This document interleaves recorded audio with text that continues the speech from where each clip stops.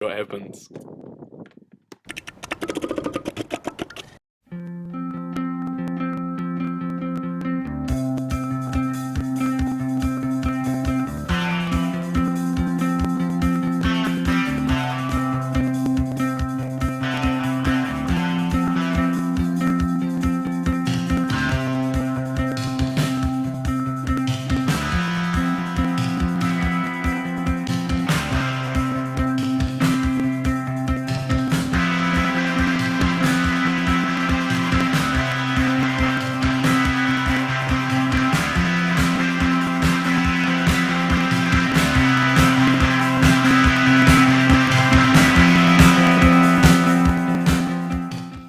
Travelling the globe for a year as an outward underwater scholar, I was able to nurture my passions, gain experience in training, and forge a huge network of contacts that will aid me in my future career.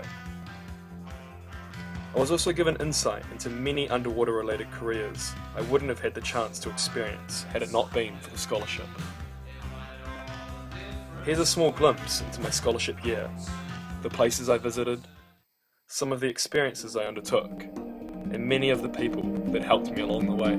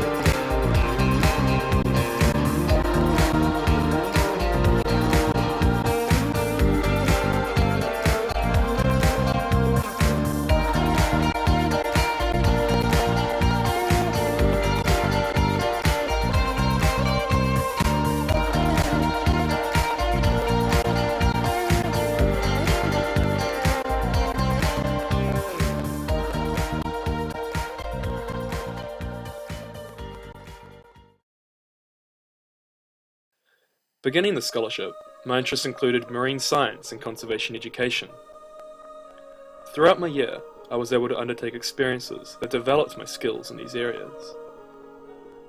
I also developed new interests, such as aspects of technical diving, marine archaeology, hyperbarics and diving medicine, as a direct result of individuals who hosted, instructed, and befriended me on experiences that I undertook.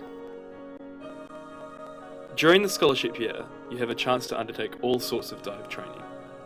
I began with a number of PADI training courses, moving on to complete my scientific commercial diver qualification under the Australian Diver Accreditation Scheme.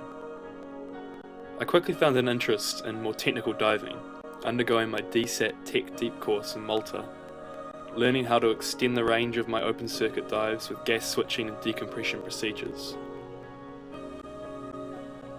I also had a chance to trial a number of closed-circuit rebreathers during my scholarship year.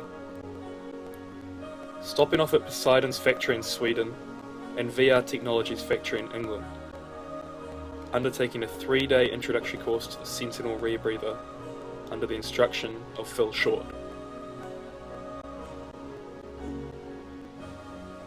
This gave me enough insight to want to pursue my closed-circuit rebreather qualification, which I undertook in the Poor Knights Islands of New Zealand with CCR instructor Pete Mesley.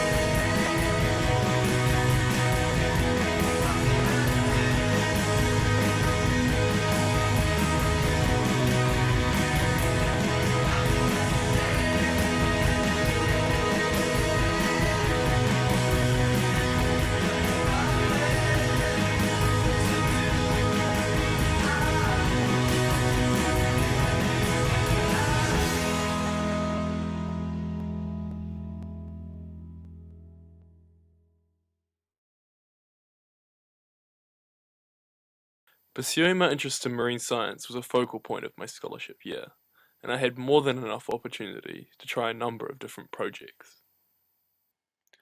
One such experience found me teaming up with former Australasian scholar Steve Linfield to help him undertake field research for his PhD.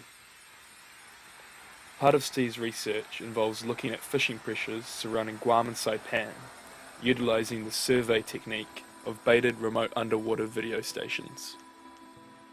The principle behind stereo video, which is utilised by BROS, is that the two cameras are positioned at a slightly converged angle, and their frame rate can be synced using an LED diode attached to the bait pole. The whole setup works very similar to 3D television, allowing for depth of field to be measured, which in turn allows for distance of fish from the cameras, fish length, total fish area, abundance and diversity, all to be measured. An artifact of throwing all this bait into the water is you get the occasional shark looking for a quick meal.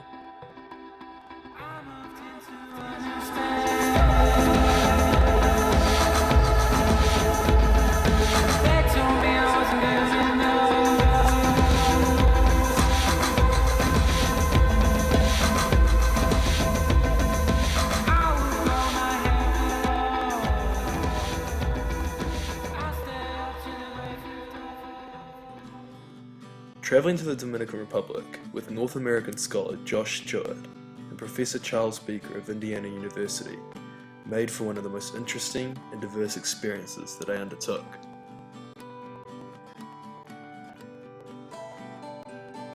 We were there primarily to undertake a rapid assessment of an ongoing project Professor Beaker has, dubbed Living Museums in the Sea.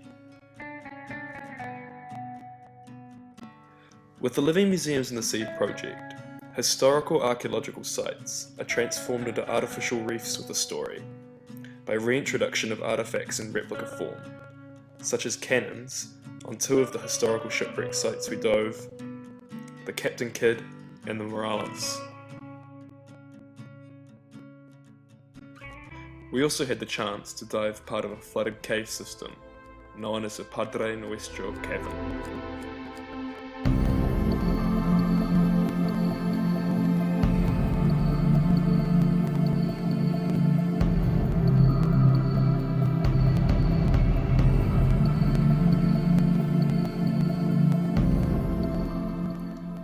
From an archaeological point of view, the cavern is priceless. In an area no larger than a tennis court, there are two species of extinct primates, two extinct sloths, lithic tools, and Taino Indian water-gatherer pots.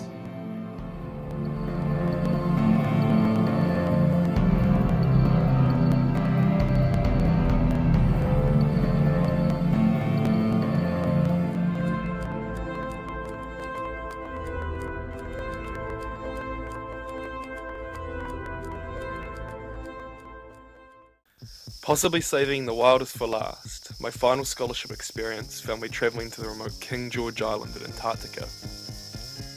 Working with the Chilean Antarctic Survey team as a scientific diver on two separate projects. The first, looking at the thermostress of two Antarctic urchin species. The second, assessing the benthic invertebrate diversity around King George Island.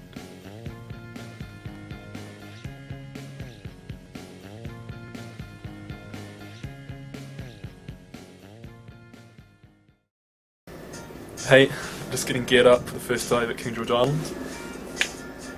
I've got my Swedish army issue socks on top of my rugby socks and my Fourth Alley gears. So the water temperature is meant to be about 0.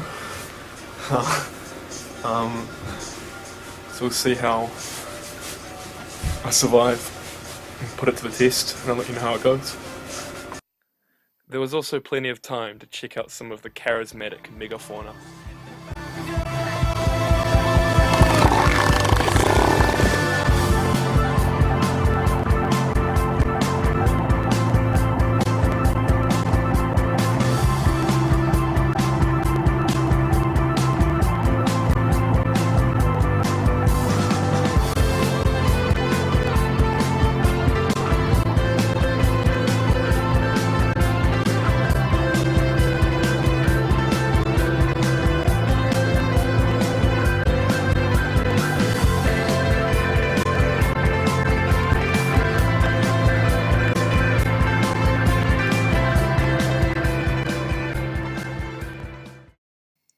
You undertake more than you can imagine in a single year on the Elwood Underwater Scholarship. Aside from extensive dive training and marine science projects, I also embarked on experiences such as a photographic workshop in Norway with British photographer Alex Mustard. Another experience involved working with NOAA on the Aquarius underwater habitat in Florida, helping out with their underwater conservation awareness program, If Reefs Could Talk.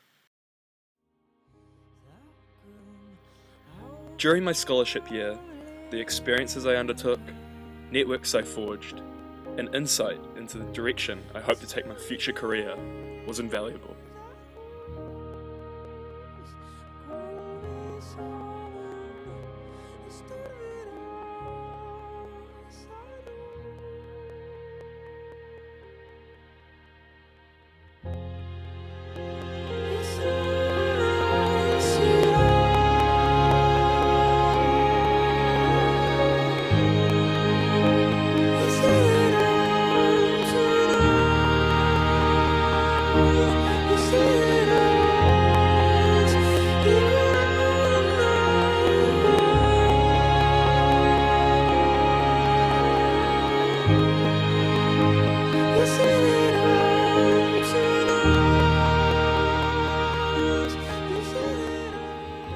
I want to say a huge thank you to everyone involved in the Elwood Underwater Scholarship Society, all those who sponsored me, and everyone who helped me along the way.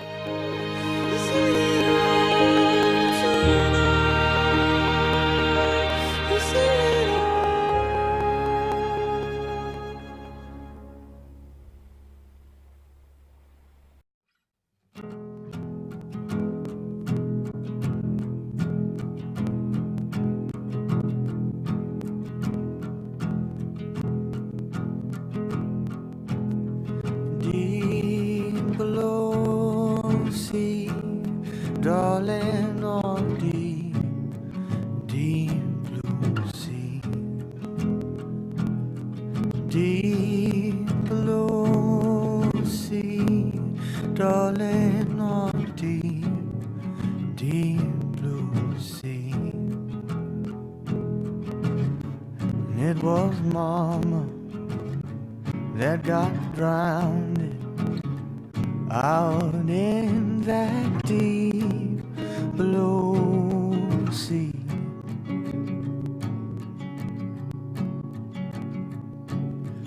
Oh,